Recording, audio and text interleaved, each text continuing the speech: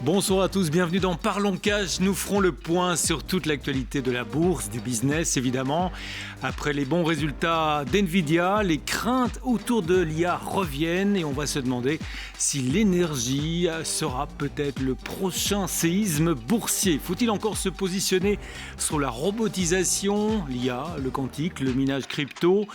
Derrière tout cela, il y a des besoins croissants en énergie et peut-être aussi des opportunités. On va en parler avec vous, Tara Mendo. Bonsoir Tara. Bonsoir. Avec nos invités également, Maud Reynalter. Bonsoir Maud. Bonsoir. Pour Belfius Asset Management. Et à vos côtés, Thomas Veillet. Bonsoir Thomas. Bonsoir. Pour Swissquote Zone Bourse.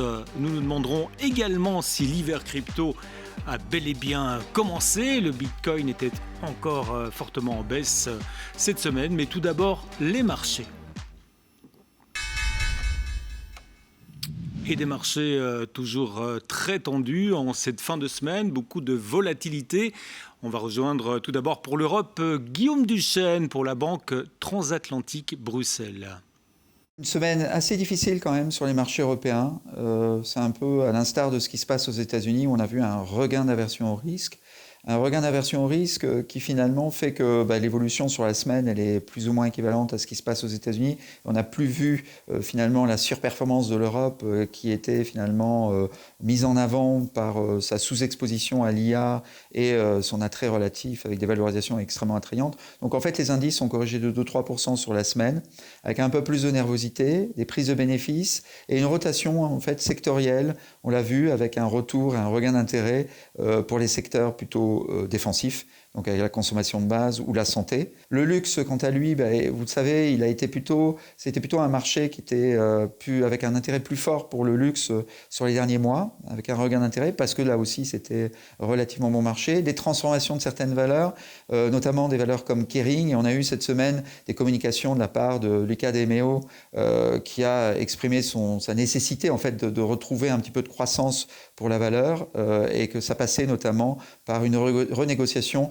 de sa position vis-à-vis de Gucci et peut-être possibilité de fermer des magasins. Donc le titre a bougé un petit peu autour de ces communications. La défense également, qui là aussi était quand même un élément vraiment de soutien très fort sur les marchés sur les derniers trimestres, qui est un petit peu chahuté par les communications qu'on peut avoir au niveau international, avec la négociation entre Trump et la Russie pour éventuellement trouver une issue au conflit en Ukraine. Donc on a vu les valeurs de défense un peu partir dans tous les sens sur la semaine. Mais voilà, on a quand même des nouvelles, en tout cas pour le secteur industriel, qui ne sont pas si mauvaises que ça, avec en tout cas sur la partie aéronautique plutôt que défense, qui reste quand même bonne, avec Airbus qui a signé des commandes assez importantes, commandes fermes, et puis également Safran, qui là aussi va fournir 100 moteurs d'action à une société de location d'avions. Donc c'est quand même des éléments qui sont positifs pour la partie plutôt industrielle. En Belgique, si on regarde un petit peu ce qui se passe en Belgique, la Belgique, il y a eu quand même des mouvements. Le BEL 20 a évolué plus ou moins en ligne avec ce qu'a fait la cote européenne de manière générale. Il y a eu surtout l'annonce de GBL de se dessaisir d'une partie de ses positions dans Umicore, donc 50% de sa position. Et donc ça a fait baisser quand même le titre d'Umicore de 14%. Pour la semaine prochaine, on a en fait assez peu de nouvelles en termes de résultats de société. Les résultats sont derrière nous. Ils n'étaient pas mauvais en soi. On voit que les sociétés sont réellement rentables. On aura la semaine prochaine, là aussi, sur la consommation de base, des valeurs comme Laurent Perrier ou Rémi Cointreau qui publieront. Et puis pour la cote belge, quand même un point important, c'est de voir ce qu'Elia pourra annoncer, et puis Inclusio également. Voilà, merci à Guillaume Duchesne de la Banque Transatlantique Belgique. On va rejoindre New York Wall Street avec Peter Tussman tout de suite, où on a évidemment beaucoup parlé de l'après-résultat d'NVIDIA. The markets rally for the whole year, and that's fine and good. But what you end up having is into Palantir earnings, the stock was up 7 days in a row, right? Skyrocketing every single day up until November 3rd when the earnings came out. When you have a stock that goes up, up, up, up into earnings call, and you have stellar earnings, best earnings almost ever, except NVIDIA's earnings, okay, then you're going to have people who are in the stock for the whole year, people who bought it into the earnings are going to take profits. That's the bottom line, especially when you have so much uncertainty in the marketplace around the interest rates, around the government, around end of the year, about seasonality, all that stuff. So the fact that they started to weave a story after the earnings came out and it's sold down 8%, right? That AI is suddenly a bubble, that the sector that Google, Meta, Oracle, Microsoft each put $600 billion into is suddenly a bubble, that the sector where NVIDIA put $12 trillion over the next 5 years building data centers, that's a bubble. That, like, comparing it to 1995, 1998 is insanity. It's it's disrespectful, it's idiocy at every level. All that happened was buy the rumors, sell the news, great earnings, the stock. Okay, now, there's a lot of uncertainty into the marketplace. So the fact that it sold off makes a lot of sense. There's no way it could have really gone any higher because it's at the top of its game. Everyone's fear next then was that, the same thing was going to happen to NVIDIA. They were going to release great earnings and then the market was going to go down and the stock was going to go down. The different component that they didn't mention is that leading into earnings, NVIDIA went down for 3 weeks before the earnings release. Yes, I am enthusiastic that the market will stabilize now, but it's all a function of what the Federal Reserve does. It's been made clear to us that is the golden egg here, right? That is what is the most powerful moving force in the market now, is whether we cut rates or not, right? The market told us that, right? Whenever people are wondering what's going on, listen to what the market says. And yesterday, the market made it very clear the most important thing to everybody is the interest rate deal. If they cut rates, the market will stabilize and we should close at the high of the year. If they don't cut rates, I think the market will falter. It will go down. I'm not talking about any kind of a crash, but surely the market is going to sell off a little bit more. Oui, voilà. Et qu'en est-il des taux? On va justement encore en parler avec Charlotte de Montpellier, les taux, devises et matières premières depuis ING à Bruxelles. Cette semaine a encore été très agitée sur les marchés financiers, avec des nouvelles données macro disponibles aux États-Unis grâce à la fin du shutdown, qui ont montré un marché du travail finalement plus dynamique que ce qu'on aurait pu le craindre. Et ça, c'est évidemment une bonne nouvelle pour les fondamentaux macroéconomiques. D'un autre côté, on a eu les résultats de Nvidia qui étaient meilleurs que prévu et qui ont soulagé un peu les marchés pendant un temps. Les marchés, finalement, le sentiment de risque, c'est quand même finalement retourné en fin de semaine, la crainte d'une bulle AI n'étant pas complètement effacée.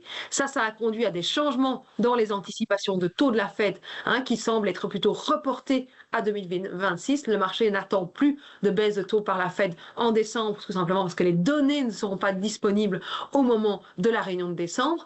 En Europe, on a aussi vu une légère baisse des taux à long terme cette semaine.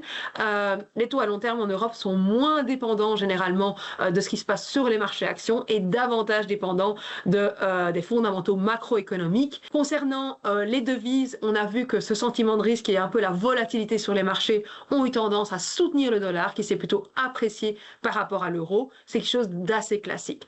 On a vu sur d'autres commodités, les commodités énergétiques, des développements intéressants.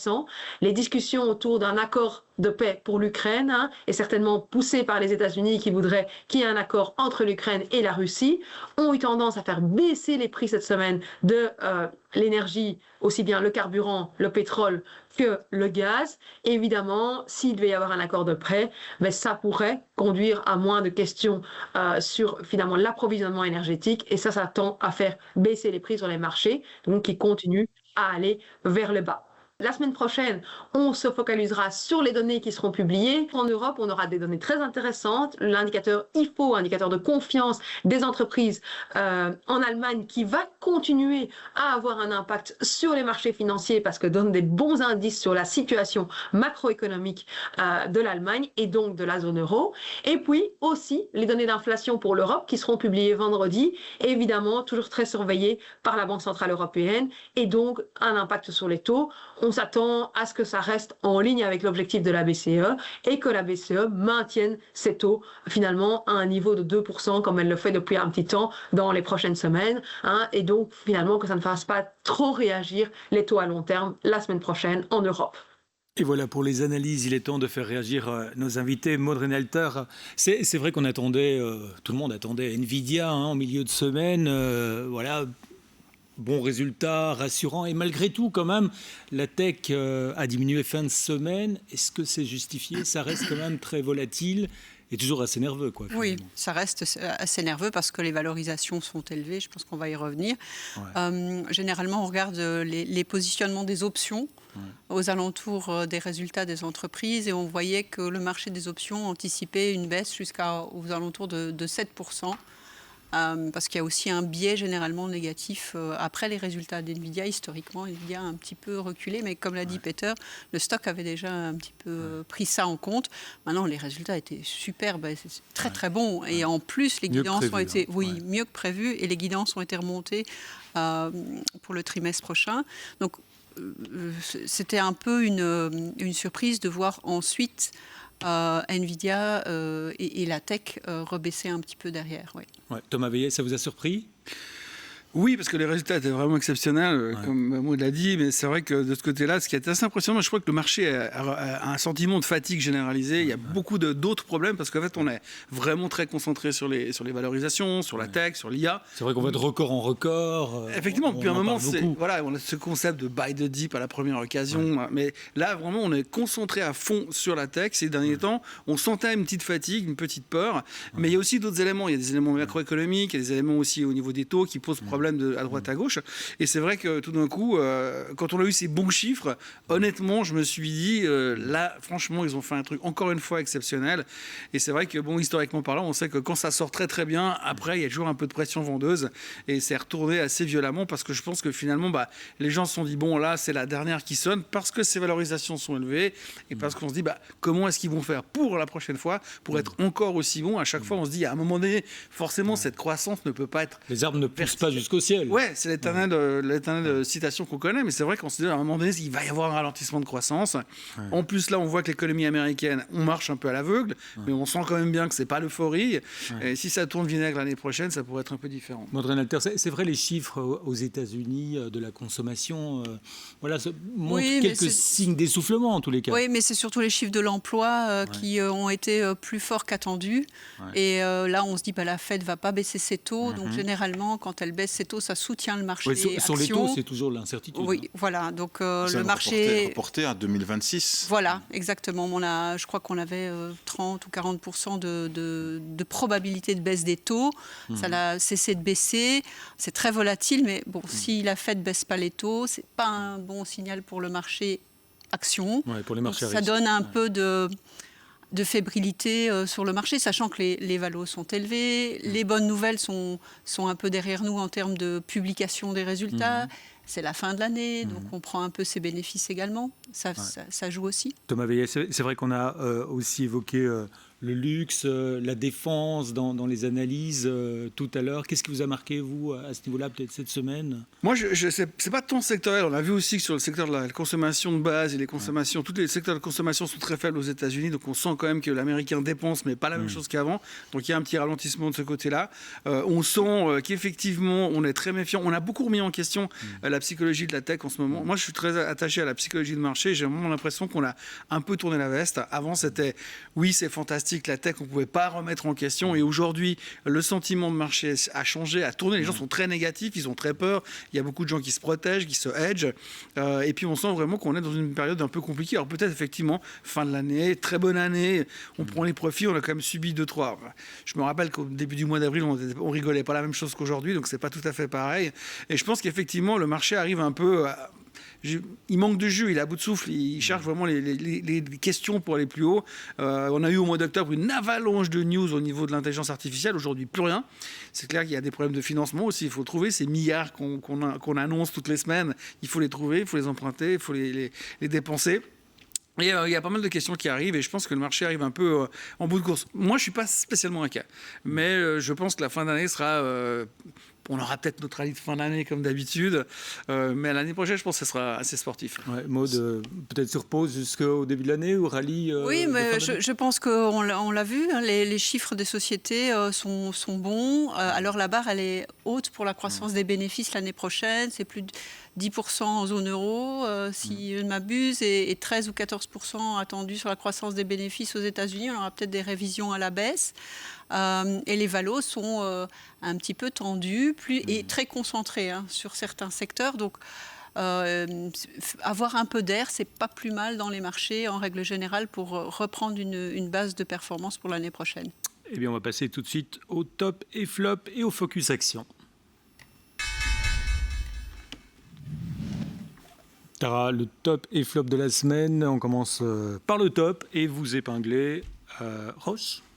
Oui, Roche, société suisse, pharmaceutique, géant européen, 286 milliards d'euros ou 270 ou 270 milliards de francs suisses.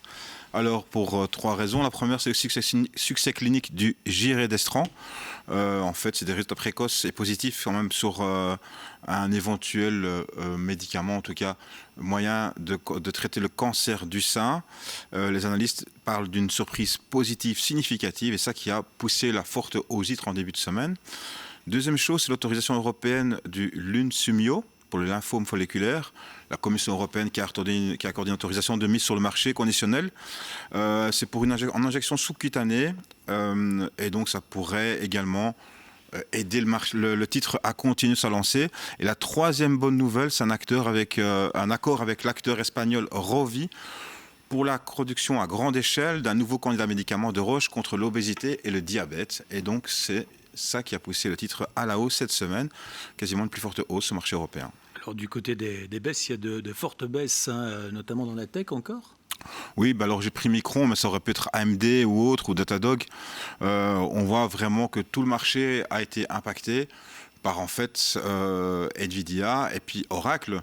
Alors en grosso modo, pour se rappeler en fait pour rien que Nvidia, le marché attendait un chiffre d'affaires de 55 milliards, 57 milliards finalement.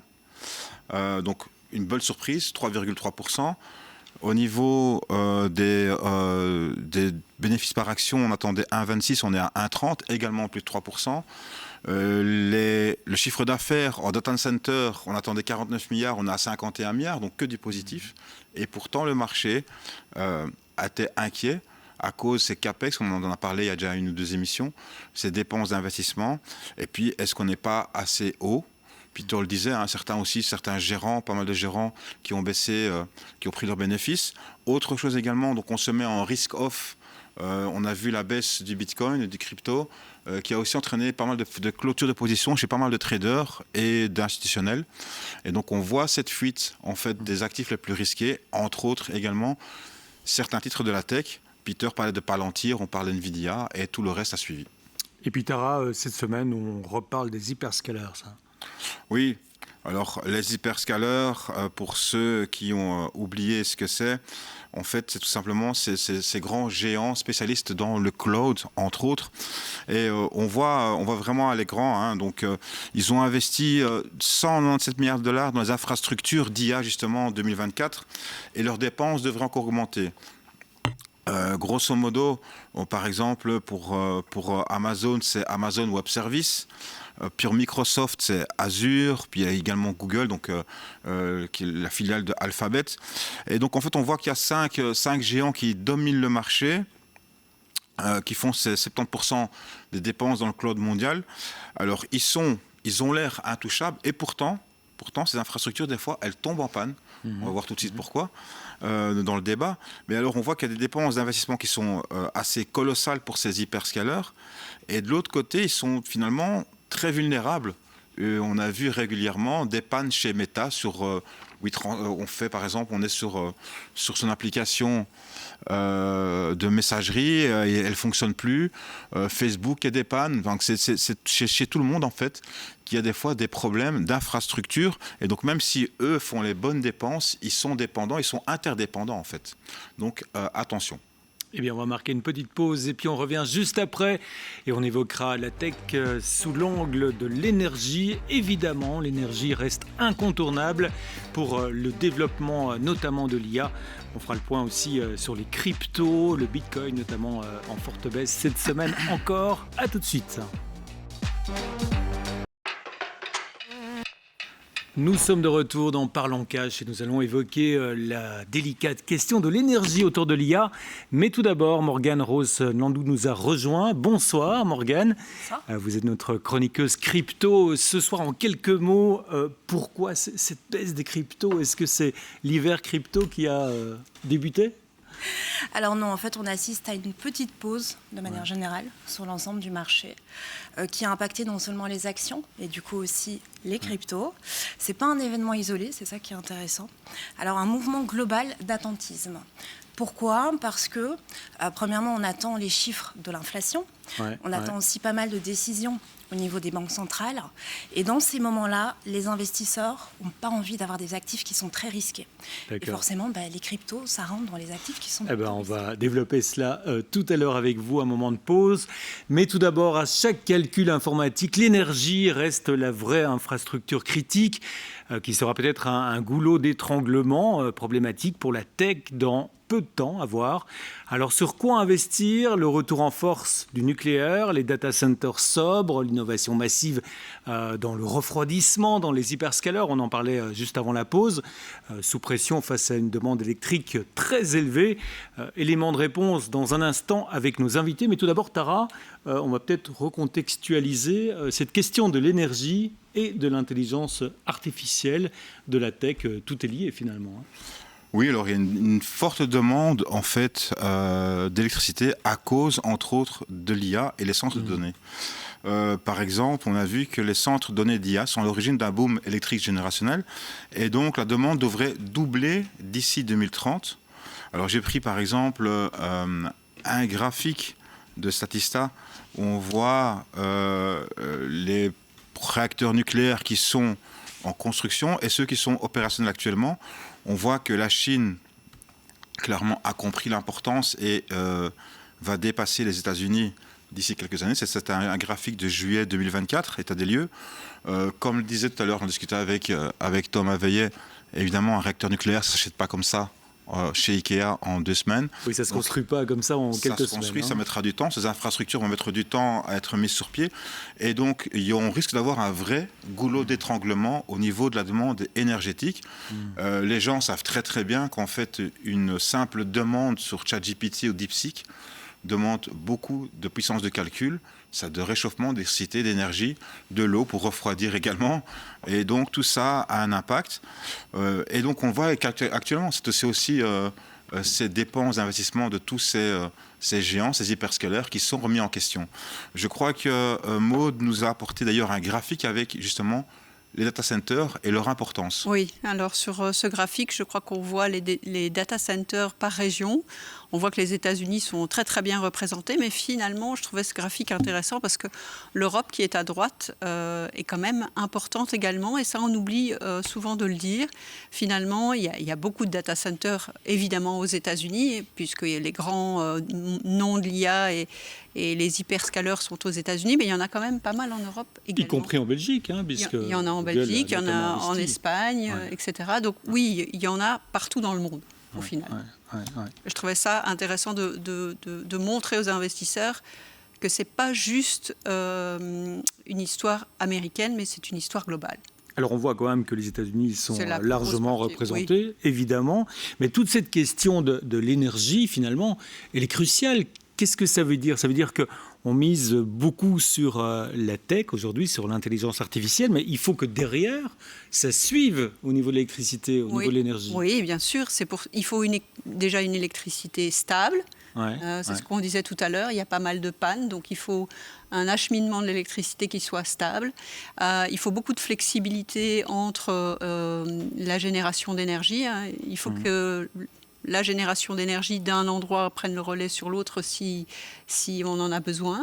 Il faut bien entendu des batteries, etc., etc. Donc c'est tout un écosystème qui vit derrière les hyperscalers.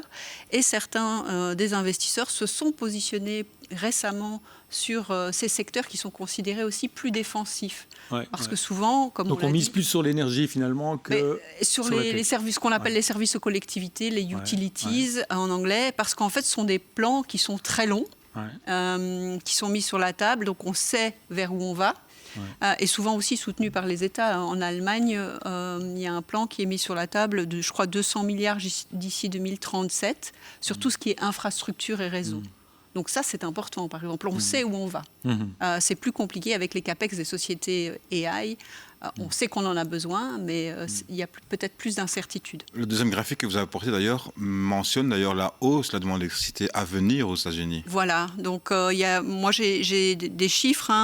La demande d'électricité devrait monter aux alentours de 80% aux États-Unis d'ici 2050. C'est colossal. C'est colossal. Et alors j'ai un chiffre pour la France, j'ai pas un chiffre sur l'Europe, mais c'est aux alentours de 60%. D'ici 2050, avec une grosse partie finalement qui vient des data centers, environ un tiers en zone euro, en Europe, 75% aux US. La croissance supplémentaire vient des data centers. Et alors, ce qu'on a vu aussi, c'est que ces data centers, ces hyperscalers, etc., on dit qu'ils allaient se fournir en énergie avec de l'énergie verte, évidemment, parce qu'ils savent eux-mêmes qu'ils consomment beaucoup d'énergie. Mais cette énergie, est-ce que c'est possible, ça ? Voilà, elle doit être stable. Si on se retrouve sans soleil en Espagne, on a un problème. Donc, il semblerait quand même qu'aujourd'hui, aux États-Unis, il y a encore beaucoup d'énergie brune qui est utilisée pour ces data centers. C'est pour ça qu'il y avait d'ailleurs une hype il n'y a pas très longtemps sur le secteur justement du nucléaire américain qui est en pleine croissance. Voilà, des mini-centrales nucléaires qui sont attachées directement aux sociétés technologiques. C'est le SMR, ces fameux Small Modular Reactors. Donc ces réacteurs de taille plus petite, plus faciles à construire, plus rapides et qui peuvent aider justement à éviter d'utiliser de l'énergie brune. Thomas Veillet, est-ce qu'on est prêt ? Parce qu'on voit évidemment la progression de l'intelligence artificielle, on voit les sommes colossales, les espoirs autour. Est-ce qu'on est prêt ? 80% d'énergie en plus dans quelques années aux États-Unis ? Alors je ne pense pas. Je pense que c'est un grand conte de fées pour l'instant où on est en train d'anticiper. On voit une croissance phénoménale, on voit des nouvelles manières de développer des nouveaux business d'une manière spectaculaire, à une vitesse spectaculaire. Mais le problème, je pense qu'on n'est pas forcément... On ne sait pas. Enfin, je pense qu'on va un peu dans l'inconnu parce qu'on entend pas mal de bruit. Nvidia a été d'ailleurs challengé sur la question. On sait qu'ils ont des projets pour 2027-2028. Alors, financement financier, c'est plus ou moins facile à trouver en ce moment parce que, encore, ce sera une discussion de ces prochains temps, mais c'est possible. Mais la réalité de l'énergie, ça devient très, très compliqué. Et ils sont assez opaques sur comment ils vont faire. Et effectivement, on voit très bien qu'aujourd'hui, on sait déjà que c'est pas facile d'avoir l'électricité nécessaire pour ce qu'on a aujourd'hui, mais demain, dans 5 ans, parce qu'on ne parle pas de dans 20 ans, on parle de 4-5 ans. Donc il va falloir aller très vite, il faudra construire très vite et trouver des solutions très très vite. Et j'ai un peu l'impression que pour l'instant, on n'a pas vraiment trouvé ces solutions, on ne sait pas comment on va faire vraiment derrière. Et effectivement, comme Tara l'a dit, on a énormément de consommation d'électricité et de l'eau aussi. C'est un truc qu'on mentionne rarement, mais ça bouffe énormément d'eau. Et que cette situation... Pour refroidir, donc, notamment. Pour refroidir ces data centers. Il y a eu récemment le cas aux États-Unis. Ils ont construit des data centers proches d'une ville et ils ont dû demander aux citoyens de faire attention à la consommation électrique et d'eau parce qu'ils n'avaient pas assez pour faire tourner les data centers. Donc on va dans une direction où finalement on est en train de remplacer l'humain par l'IA, c'est une chose, mais de l'autre côté on est en train de demander à l'humain de faire gaffe. De faire des économies d'énergie pour favoriser... Je pense qu'aujourd'hui, j'imagine et j'ose espérer qu'on va trouver des solutions, mais si on se retrouve, plus on va avancer et on voit que ce gap énergétique est toujours présent dans 3-4 ans, les marchés vont commencer à trembler parce qu'à un moment donné, si on n'a pas l'électricité pour continuer à délivrer ce qu'on a promis au niveau de l'IA, ça va être un gros challenge et très compliqué. Maud Reinalter, est-ce que finalement la bulle, les craintes, elles ne se situent pas à ce niveau-là, notamment autour de l'IA ? Je ne pense pas parce que je pense que le besoin d'électricité là, après, effectivement, évidemment, on a des chiffres qui sont colossaux d'ici 2050 et il y aura sûrement des innovations. C'est pour ça aussi qu'on achète des sociétés qui font des semi-conducteurs de plus en plus petits, qui chauffent de moins en moins, etc. Ce qui est important, c'est que le chemin est là. En tout cas, il va nous falloir plus d'électricité. Ce qui est important aussi, c'est qu'il faut savoir que la consommation, enfin la production d'électricité, la demande d'électricité, elle a plutôt baissé sur les dernières années. Parce qu'on a envoyé à l'étranger, souvent dans des pays émergents, des processus industriels lourds, par exemple, dans les pays développés. On a été très sensible au climat, donc on a réduit les... Oui, on a délocalisé une partie des problèmes. Oui, voilà, exactement. Mais ce que je veux dire, c'est que la demande d'énergie et d'électricité dans les pays développés, elle a plutôt baissé. Donc même le petit incrémental, et à mon avis, ce ne sera pas juste incrémental, qu'il va y avoir autour de l'EA, c'est bien pour les sociétés utilities et les producteurs d'électricité en règle générale. Je me rappelle aux États-Unis, quand il y avait l'incendie à Los Angeles, justement, on a eu pas mal de données qui sont sorties comme ça, parce qu'en Californie, il y a pas mal de data centers qui peuvent engloutir pas mal d'eau. Et il y avait eu, entre autres, ça avait un petit peu mis les pompiers californiens dans l'embarras. Un gros data center peut engloutir entre 3 et 19 millions de litres d'eau par jour, soit autant qu'une ville entre 10 et 50 000 habitants. Le Washington Post a calculé qu'un message de 100 mots généré par ChatGPT exige l'équivalent d'une bouteille d'eau. Alors comme ça, c'est rigolo. Mais si un actif américain sur 10, ça fait 16 millions de personnes, demandent à ChatGPT d'écrire un message de ce type par semaine pendant 1 an, ça représente une consommation de 435 millions de litres d'eau. Et donc, on voit bien que l'eau et l'électricité sont vraiment deux variables très importantes. Et donc, c'est un secteur, les deux en tout cas, utilities, donc eau et électricité, qui sont vraiment majeurs. Puis c'est pas de l'eau usagée, c'est de l'eau hyper propre. Enfin, il y a pas mal de prérequis derrière, de contraintes derrière, quoi.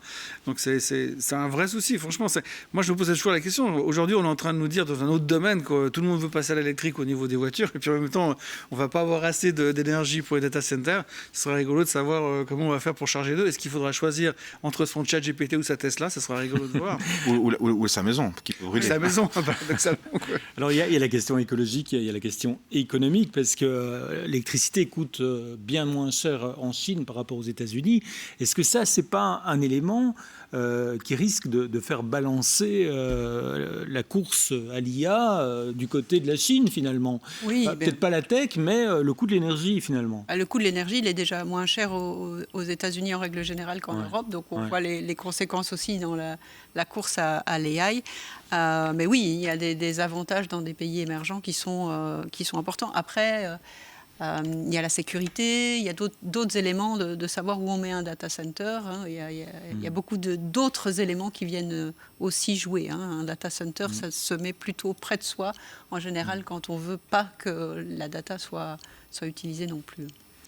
Ils ont annoncé récemment qu'ils voulaient mettre dans l'espace aussi. Donc peut-être pas n'est pas perdu. Tout à fait. Et Thomas, sur cette course à l'IA, est-ce que la Chine n'a peut-être pas un avantage avec la disponibilité, le coût de l'énergie par rapport aux États-Unis? Alors, je pense qu'ils ont beaucoup moins de contraintes pour construire des nouvelles solutions énergétiques, nous, tous les pays, développés sur l'Occident. Au plus, au niveau de l'IA, apparemment, c'est pas moi qui le dis, c'est Jensen Huang qui a quand même déclaré, le CEO d'NVIDIA, que c'était eux les prochains vainqueurs et qu'ils allaient se faire rattraper de toute manière. Donc oui, je pense qu'ils ont un vrai avantage concurrentiel chez eux. Je pense simplement parce qu'au niveau réglementation, je pense que ce sera beaucoup plus facile pour eux de se développer et de rattraper le retard et d'avoir cette énergie qu'on n'aura peut-être pas forcément derrière. Mais ça va être un gros challenge. Et d'ailleurs, on le voit bien dans certaines industries aujourd'hui où il n'y a pas non plus que les utilities, il y a aussi tout le ciment, enfin tout le matériel, toutes les entreprises qui doivent construire ces data centers qui sont aussi extrêmement impliqués dedans. D'ailleurs, si on regarde les performances de certaines boîtes qui font ne serait-ce que la construction, c'est devenu complètement délirant. Ils ont des perfs qui sont quasiment assez proches de ce qu'on peut voir sur des boîtes pure IA. Ouais. Maud, pour un investisseur, comment se positionner alors face à toutes ces données? Est-ce qu'on peut aussi miser, comme vous le disiez, sur des secteurs liés, finalement liés par un biais un peu plus défensif également. Les utilities européennes, donc elles sont aussi domestiques, il n'y a pas de question d'exportation, etc. Donc c'est un secteur qu'on regarde. Alors les valorisations sont montées quand même. On en parle maintenant, mais les investisseurs sont déjà positionnés sur le thème. Donc, on regarde, mais les valos sont un peu chers pour l'instant pour nous. Donc, oui, c'est une façon de jouer d'une façon un peu plus défensive cette thématique de l'AI aussi. Ouais, quelle entreprise surveiller peut-être? Mais alors vous avez des noms, en dehors de toute recommandation d'investissement, il y a Siemens Energy, il y a RWE, Iberdrola, etc. Alors c'est toute la chaîne dont on parle ici, ce sont les réseaux également. On aura la semaine prochaine, on aura Elia. En Belgique, oui, j'avais pas compris. Donc ça reste, un groupe, bien entendu. Un petit groupe à l'échelon européen, mais quand même qui transforme l'électricité. On aura les résultats la semaine prochaine, vendredi. Oui, c'est vrai, bien sûr. Très intéressant et assez défensif, exactement. Oui, avec un gros dividende généralement. Oui. Mais alors qui sont sensibles plus ou moins, enfin qui sont quand même sensibles aux taux, à l'évolution des taux. Donc. Thomas Veillet, pour conclure, finalement, c'est vrai, l'intelligence artificielle est liée et mariée à l'énergie dans son développement futur, quoi. Visiblement, oui, c'est clair, mais comme le disait Maud tout à l'heure, il y aura aussi des innovations, ça va s'améliorer, ça va peut-être chauffer moins, ils vont trouver de plus d'efficacité au niveau de l'électricité pour améliorer tout ça. On peut compter là-dessus, mais pour l'instant, à la vitesse où on se développe, à la vitesse où l'IA avance, on va avoir des gros challenges ces prochaines années au niveau énergétique. Et puis, il ne faut pas oublier une chose, et on en parle peu, mais c'est vrai qu'aujourd'hui, l'empereur de l'intelligence artificielle, c'est Nvidia qui est partout sur tous les secteurs, mais on oublie aussi la création de revenus produite par l'intelligence artificielle. Et pour l'instant, on n'est pas non plus à des niveaux records. Ça prendra du temps aussi pour que ce soit vraiment rentable. Et c'est de là que viennent les craintes aussi actuelles. Oui, il y a des craintes, bien évidemment, parce qu'effectivement, ChatGPT qui dépense de l'argent, OpenAI qui dépense de l'argent dans tous les sens qui ne sont pas cotés pour l'instant, mais qui dépensent beaucoup d'argent. Aujourd'hui, ils sont endettés de manière presque inquiétante par rapport à ce qu'ils ont comme revenus. Et s'ils n'ont pas assez de revenus assez rapidement, ça va être aussi quelque chose de très... Combien d'années ils peuvent tenir ? Alors, c'est difficile à dire. Moi, j'ai demandé à ChatGPT. Il m'a dit, à ce rythme de revenus, 5 ans. 3-5 ans. Normalement, ils doivent entrer en bourse d'ici 2026-2027. Absolument, il parle de 2027, plus grosse introduction en bourse de l'histoire. Ouais, après Aramco, au niveau d'Aramco. Ouais. Mais aujourd'hui, les revenus par rapport à la valorisation d'OpenAI, il n'y a pas besoin d'avoir fait de l'analyse financière pour voir que ça ne tient pas la route pour l'instant. Maintenant, il faudra voir à quelle vitesse vont croître les vrais revenus derrière. Et de nouveau, ChatGPT, quand vous lui posez la question, il vous dit avant 5 ans, ce ne sera pas vraiment rentable. Et OpenAI a techniquement pas 5 ans. Donc plutôt miser sur les utilities. Oui, au moins, il devrait rester entier, c'est clair. Sont déjà rentables. Mais ça ne va jamais disparaître, parce qu'on a fait une vraie révolution au niveau de l'intelligence artificielle, il ne faut pas non plus se leurrer. Mais, moi, si demain vous m'enlevez ChatGPT, je ne peux plus parler à la télévision, je ne sais plus quoi dire, mais... non, je plaisante. Ouais, mais est-ce qu'il n'y aura pas un point de bascule aussi avec l'arrivée bientôt de DeepSeek, la deuxième version qui risque aussi de casser un peu le marché? Il y aura de la compétition. Il paraît que Gemini, le dernier de Google, est absolument génial aussi. Expliquer un peu la hausse d'ailleurs de Alphabet. Absolument. Ouais. Non, je pense qu'il y a plein de choses qui vont... Ça va être hyper intéressant ces prochaines années. Je ne pense pas qu'il y ait une disparition totale du concept, mais de l'autre côté, ce qui sera très très drôle à voir, c'est comment ils vont s'en sortir par rapport à ce qu'ils dépensent. Maud Alter, pour conclure, donc intelligence artificielle, énergie à surveiller. À surveiller, les deux, oui. Moi, je suis d'accord avec mon collègue. Je pense qu'on a fait une vraie révolution et ça reste, les sociétés technologiques restent aussi intéressantes sur le long terme pour les investisseurs. Dans le portefeuille balancier, vous avez quoi en plus ou moins en technologie? Oui. En technologie, en utilities en technologie, on est aux alentours de 20-25% en règle générale, sur un portefeuille 100% actions. Et puis les utilities, on a quelques valeurs, donc on est on est moins que 10%, alloué à moins que 10%. Donc oui. Toujours plus de... Bien sûr, la technologie, oui, bien sûr, oui. Alors un secteur qui consomme aussi quelque part de l'énergie, ce sont les cryptos. Morgane Rose Nandou est avec nous. Vous le disiez en début de séquence, voilà, ce serait une pause donc sur les marchés finalement de cette baisse qu'on a connue cette semaine, assez sévère quand même sur le Bitcoin. Assez sévère. Alors effectivement, c'est global. En fait, ce qui se passe et ce qui est très intéressant d'observer, c'est qu'il y a une corrélation, on parlait des valeurs tech juste avant, entre justement Bitcoin et les valeurs tech. Forcément, quand on attend les résultats d'NVIDIA et qu'il y a un certain attentisme, même pessimisme, nous on le ressent encore plus fort sur notre marché. Et comme le leader chez nous c'est Bitcoin, on va regarder Bitcoin, et Bitcoin forcément il a répondu aussi dans cette mouvance. Alors Les résultats finalement sont arrivés d'NVIDIA, ils étaient plutôt bons, ça a créé un petit rebond. Bitcoin a réagi également, mais ce qui est intéressant, c'est vraiment de voir cette corrélation entre les valeurs tech, je parle d'NVIDIA, mais en fait c'est les valeurs tech au sens large, et Bitcoin. Moi qui ai regardé les chartes de Bitcoin depuis, je suis dans l'écosystème depuis 5 ans, mais je vois effectivement qu'il y a une corrélation quand on regarde les deux. Pendant combien de temps est-ce que ça va durer ? Ça, c'est la question qu'on peut se poser. On ne sait pas. Il y a eu aussi une corrélation à un moment plutôt négative avec le dollar.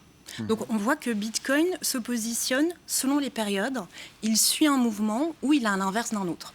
Donc là c'est intéressant de voir que voilà, oui, Bitcoin a suivi le mouvement à la baisse, mais c'est un mouvement qui était global et pas uniquement chez nous dans notre écosystème. Et donc ça, c'est quand même important de le spécifier. Et puis pour les actualités, puisque je vais parler après du prix de Bitcoin, alors il y a une grosse annonce qui est arrivée cette semaine sur un secteur qui n'est pas très connu des personnes qui ne connaissent pas forcément le monde de la blockchain. C'est le monde de la tokenisation. Alors dans les grandes lignes, la tokenisation, qu'est-ce que c'est ? On va faire passer un bien du monde réel sur la blockchain. On peut tokeniser de l'or, on peut tokeniser de l'immobilier, des actions. Et en fait, ce qui est intéressant, c'est que la famille Trump, qui est très très ouverte, évidemment, je pense que vous en avez déjà parlé sur ce plateau, à notre écosystème, avec Donald Trump qui est très pro-Bitcoin, mais aussi très pro-crypto, eh bien, ils ont décidé de tokeniser de l'immobilier. Et ça, c'est la première fois que c'est concret. L'annonce est arrivée cette semaine. Ils ont un projet hôtelier, alors c'est aux Maldives, il y aura 80 villas, si je ne me trompe pas, et ils vont permettre effectivement aux investisseurs de se positionner en achetant des tokens qui vont représenter une part en fait de ce complexe immobilier qui sera disponible vers la fin de l'année 2028.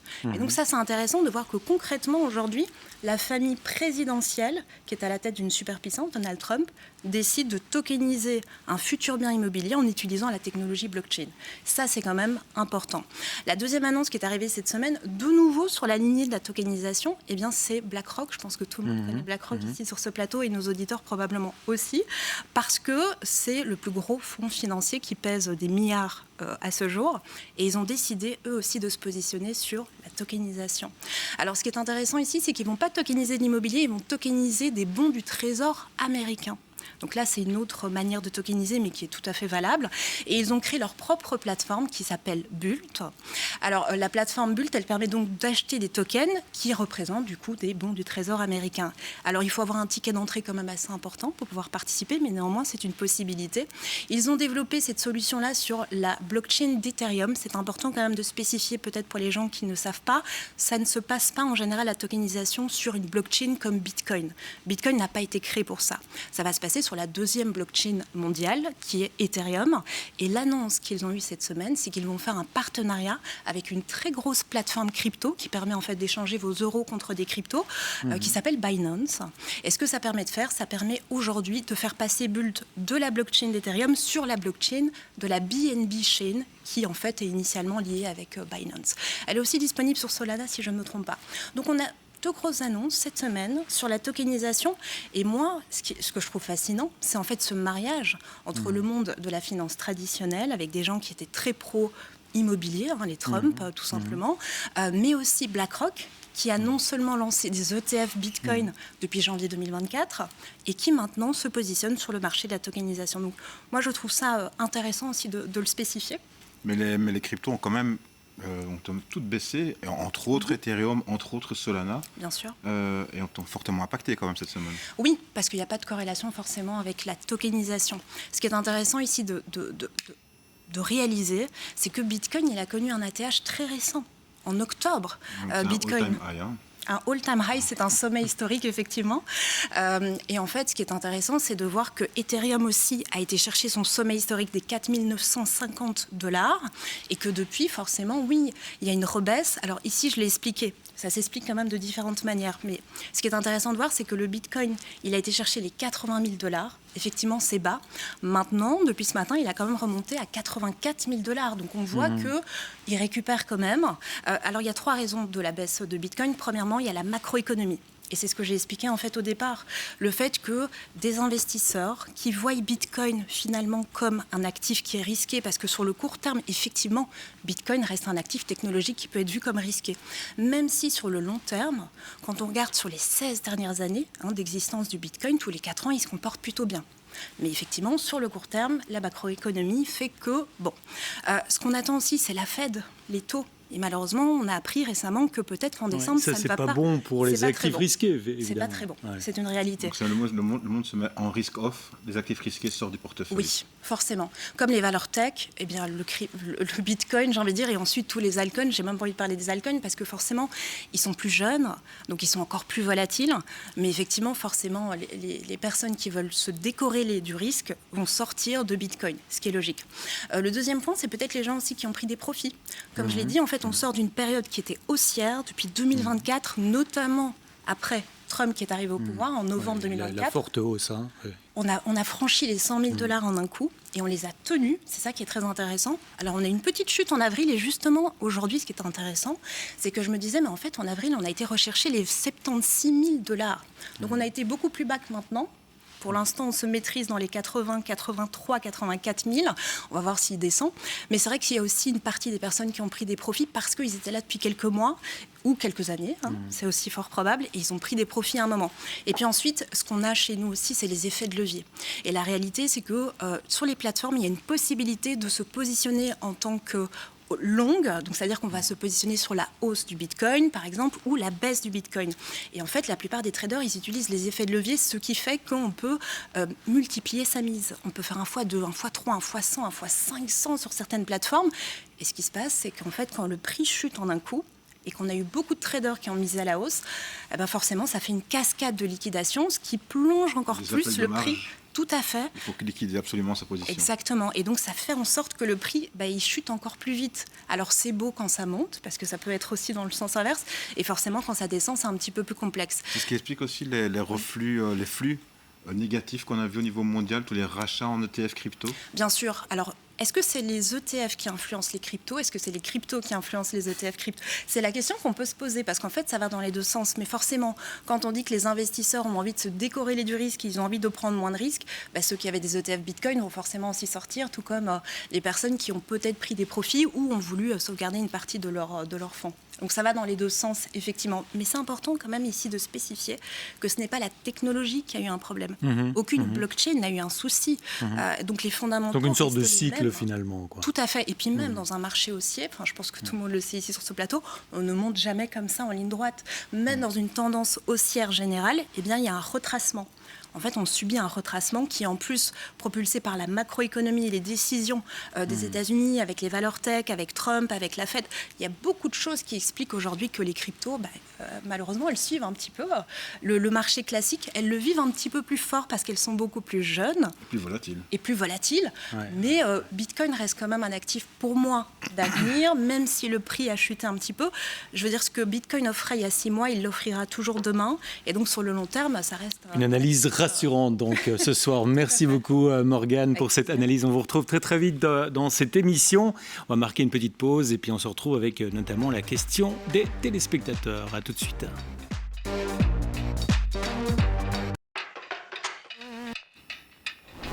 Et on va reparler de la tech avec la question des téléspectateurs. Une question envoyée sur notre boîte mail parlonscash@email.com. Nvidia a fait monter la bourse, nous demande-t-on après ces résultats.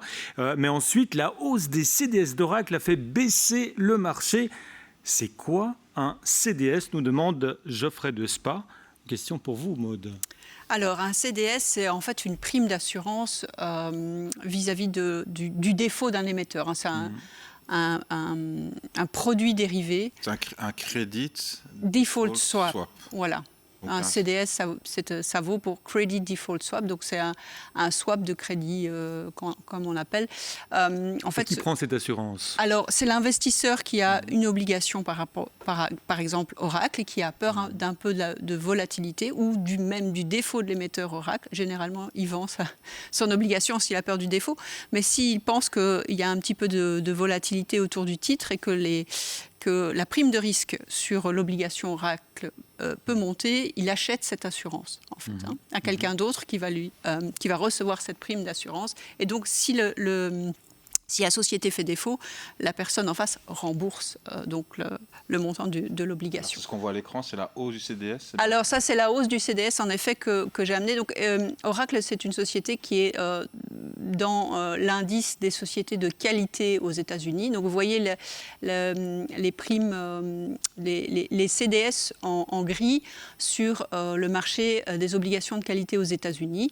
Et puis vous voyez qu'Oracle a suivi plus ou moins le marché. Et puis dernièrement, là vous voyez en rouge, le CDS, donc la prime de risque finalement d'Oracle a très fortement monté. Et ça veut dire quoi alors? Il faut s'en inquiéter alors? Ça veut dire que beaucoup d'investisseurs, ou en tout cas certains investisseurs... Qui ont des obligations Oracle, donc qui ont prêté de l'argent. Ou pas.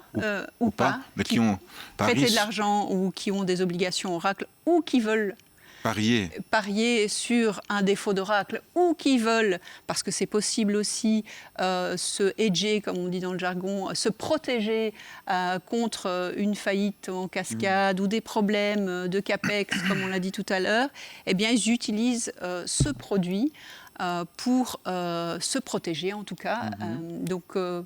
Alors, pourquoi Oracle? Parce que c'est une société qui est finalement la plus fragile dans cet écosystème, parce qu'elle a beaucoup de dettes sur son bilan. Je pense que vous avez un graphique pour montrer le niveau de la dette d'Oracle, qui est bien plus important que le reste des autres sociétés. Oui, on voit ça, c'est le chiffre d'affaires, en effet. Donc, on voit quand même... L'entreprise va très bien. L'entreprise va bien, mais elle est donc... Le carnet de commande est full. Exactement. Le problème, c'est qu'elle investit beaucoup dans les AI, et donc elle doit financer donc le problème, c'est la dette ici. Là, c'est la dette. Vous voyez, là, on voit, je crois qu'il n'y a pas une discussion autour du niveau de dette d'Oracle par rapport à d'autres entreprises de l'écosystème. Et alors, ce qui est important de dire, c'est que Oracle, elle est vraiment à la limite entre les entreprises de bonne qualité et les entreprises de moins bonne qualité, entre le investment grade et le high yield, haut rendement. Donc, généralement, quand une entreprise passe de la zone bonne qualité à haut rendement, la prime de risque s'écarte très fortement. Et cette société, elle est vraiment sur le niveau juste au-dessus du haut rendement. Et donc, voilà, je pense qu'il y a des investisseurs qui se protègent en utilisant ce CDS pour d'autres choses autour du sujet de l'AI. Ça a une utilité directe, mais ça permet aussi d'analyser aussi quelque part un peu le marché, quoi. Ça permet d'analyser, tout à l'heure on disait la fatigue AI, la peur, voilà, exactement, et comment le marché voit ces sociétés et peut-être la recherche de la plus fragile du groupe. Les gens se rappellent peut-être à l'époque de la Grèce, où en effet il y avait ces CDS de l'État grec qui avaient explosé, et des banques s'étaient fait beaucoup d'argent justement. On appelle ça les bond vigilantes dans notre métier. C'est que généralement les investisseurs en crédit ou les investisseurs obligataires se focusent surtout sur les risques. Les investisseurs en actions se focusent souvent sur les opportunités, et les investisseurs obligataires, ils regardent fortement ces risques. Donc, généralement, ils utilisent les CDS pour se protéger. Eh bien, on va reparler maintenant de la crainte avec le dicton du jour dans un instant. Et c'est un dicton de Warren Buffett pour vous, Thomas. Être craintif quand les autres sont gourmands et gourmand quand les autres sont craintifs. Voilà, ça paraît logique quelque part, mais c'est pas si évident à concrétiser. Non, c'est pas si logique que ça. C'est vrai que quand on a peur, on a peur. Hein. On dit souvent la peur, ça se commande pas. Hein. Donc quand ça va mal, les gens sont terrorisés. Et c'est vrai que si on regarde historiquement parlant, eh bien, on a des situations de marché qui font que chaque fois qu'on a eu des vraiment grosses angoisses sur le marché, comme d'ailleurs là où on est aujourd'hui, c'est vraiment un exemple typique. Eh bien, on voit que c'est souvent des bonnes occasions pour rentrer. C'est difficile d'affiner le timing pour savoir à quel moment il faut rentrer, mais aujourd'hui, quand on regarde des indices, par exemple, comme le Greed and Fear, qui est un indice qui est calculé par CNN tous les jours et qui nous montre où est le niveau de peur du marché ou le niveau d'ultra-confiance, et on peut l'utiliser comme indicateur contrariant. Donc, quand les gens ont très peur, là où on est aujourd'hui, et hier, on était à 7 sur l'indice Greed, qui est très, très, très, très bas, historiquement parlant.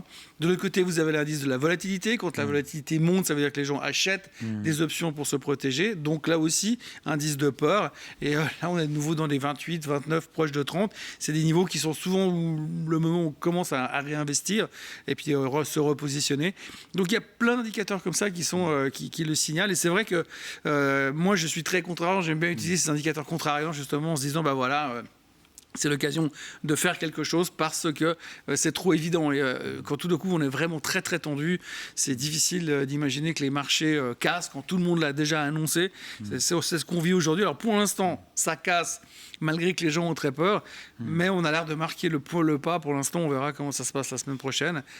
Est-ce que c'est ça qui est un petit peu c'est un dicton de Warren Buffett, c'est ça qui est un petit peu sa mentalité, parce qu'on voit qu'actuellement on est quasiment à 400 milliards de cash dans sa holding Berkshire Hathaway. Je crois qu'on avait un graphique là-dessus. On a 400 milliards, presque 400 milliards. 400 milliards. Donc lui, maintenant que ça va baisser, va commencer à faire des achats. Lui, il est à la retraite. Il part à la retraite. Donc là, c'est terminé, il ne prend plus de décision en théorie. Mais c'est vrai qu'en théorie, c'est là où il devrait commencer à agir. Et si on regarde empiriquement sur son histoire à Warren Buffett, il est venu racheter à chaque fois que c'était la catastrophe. Oui, il a toujours dit qu'il gardait beaucoup de cash pour avoir des opportunités. Absolument. Il a racheté Coca en 87 après le crash de 87. Il a racheté Goldman Sachs dans la crise des subprimes au fond du trou. Il a racheté Apple quand ça n'allait pas non plus. Amex aussi. Donc c'est quelqu'un qui vient saisir les opportunités quand plus personne n'en veut. Acheter quand c'est les soldes quelque part. Mais oui, c'est ça. Il faut acheter quand c'est les soldes. Il faut surtout acheter. Il y a un autre dicton qui va dans ce sens-là. Je crois que c'est, je sais plus, le baron de Rothschild. Et quand il y a du sang dans les rues, c'est là qu'il faut acheter. C'est ça. C'était 1929. Exactement. Voilà. Donc il y a ce côté où c'est à un moment donné où il faut, quand on est dans l'extrême peur, et là on est dans l'extrême peur, je pense, on est quelque part pas trop loin du fond du bac. Il y a encore une petite chose qui est assez intéressante, c'est qu'en fait, on n'est pas dans la même situation que l'an 2000, on est d'accord, mais il y a eu des passages en l'an 2000. En 99, on était un peu dans la même situation à l'automne 99, où les marchés, on sentait qu'il y avait un truc qui ne jouait pas, mais le marché a continué à monter, et donc on est dans une phase de bulle, et une bulle peut grandir encore longtemps avant d'exploser. Et en 99, on a eu ces sentiments où on était trop haut, c'est monté encore, ce faire de 80%, et puis en mars 2000... on s'est fait nettoyer. Eh ben, on va rester sur ce dicton et sur ce commentaire optimiste. Merci à tous d'avoir participé à cette émission que vous pouvez revoir tout au long du week-end et sur notre site ln24.be. Tout de suite, parole d'expert avec Mathias Pacino depuis Trade Republic.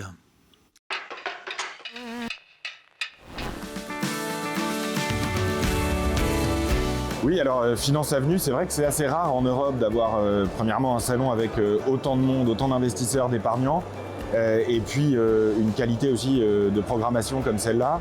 Je suis très heureux d'y revenir cette année parce que c'est une année où les jeunes investisseurs belges se sont mis à investir de manière encore plus diversifiée qu'avant. Et ça, je crois que c'est une bonne nouvelle puisque l'investissement de long terme est l'investissement qui fonctionne en fait tout simplement s'il est diversifié. On peut prendre un exemple. Au début de l'année 2025, tout le monde disait il faut investir aux États-Unis, il n'y a qu'aux États-Unis qu'on peut investir. Et dans la plus grande surprise, au premier semestre 2025, ce sont bien les marchés européens qui ont surperformé les marchés américains. Cette année, l'or a pris plus de 50%, ce que personne n'avait anticipé également, et le Bitcoin a continué sa trajectoire haussière en 2025, passant le cap des 100 000 $. Donc c'est clairement une nouvelle manière d'investir que les jeunes Belges, je dirais 30-35 ans de moyenne d'âge, ont pris en main. Et ils le font avec, deux grands moyens.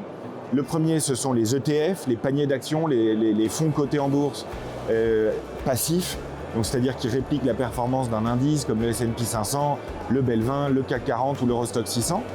Et ils le font de manière très diversifiée, avec le MSCI World pour beaucoup, avec le S&P 500 pour certains, avec l'Eurostoxx 600 de plus en plus cette année avec le retour des marchés européens sur le devant de la scène. Ils le font également pour beaucoup d'entre eux chez Trade Republic avec des ETF sur l'or, puisque l'or est un actif de diversification qui est relativement efficace quand les indices boursiers, eux, ont plus de peine. Et puis, force est de constater que depuis 2 ans, un autre type d'actif a fait son entrée dans les plans d'épargne préférés des jeunes investisseurs belges, et c'est évidemment le Bitcoin, ce qui n'est pas le cas des autres cryptoactifs, mais le Bitcoin avec cette spécificité que son adoption par les jeunes est de plus en plus forte. Évidemment, on se pose la question de l'arrivée de la taxe sur les plus-values et de l'impact que ça aura en 2026 sur l'investissement, mais ce qui est certain, c'est que la protection sociale, la préparation de la pension, c'est quelque chose que les jeunes Belges prennent de plus en plus en main par eux-mêmes, et ils le font correctement en diversifiant. Donc on ne peut que les encourager à le faire puisque la diversification, ça marche, ça réduit le risque et c'est efficace.